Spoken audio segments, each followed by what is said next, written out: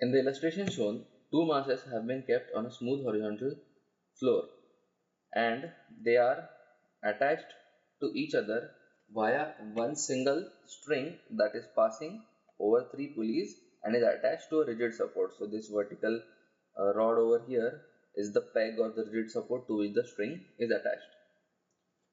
Now a force F is acting on the mass m2.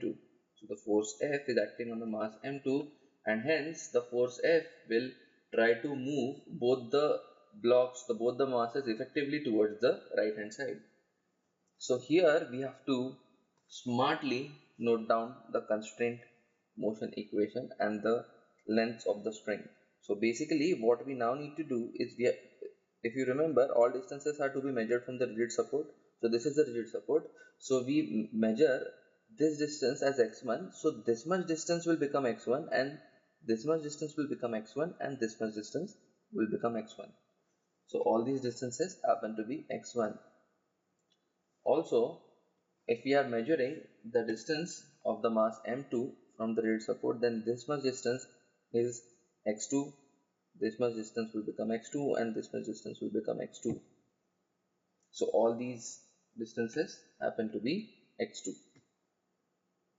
Now as the force tries to move the mass m2 towards the right hand side, we can write down the force equation for the mass m2.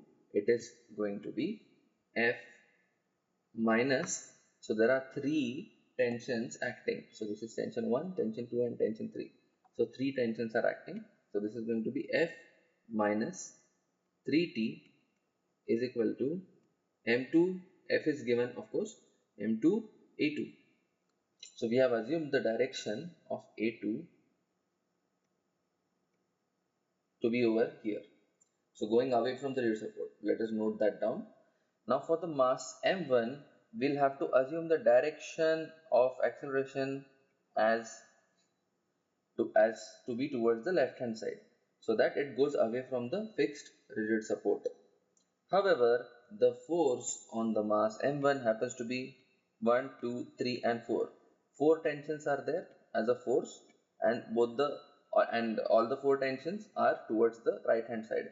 So as far as our positive direction of acceleration has been assumed, the tension forces are acting in a direction that is opposite to the acceleration of m1 and hence the tension forces will themselves have a negative sign.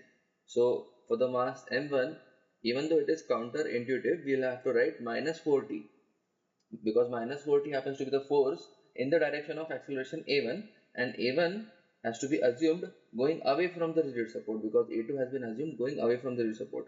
Remember, recall that all the accelerations in such constraint motion illustrations or constant motion situations have to be assumed going away from the rigid support or all of them have to be assumed coming towards the rigid support. Here we have chosen to assume them going away from the rigid support.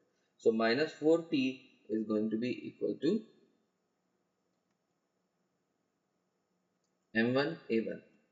So as usual, we have got a1, a2 and t as the three unknowns and we are missing one particular equation because we have got only two equations over here. That is when the constrained motion equations play a part.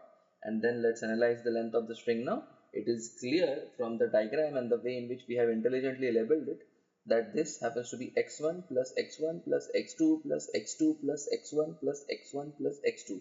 So this much happens to be the length of the string. So effectively the length of the string is going to be equal to 4 times x1 plus 3 times x2. This is going to be the length of the string.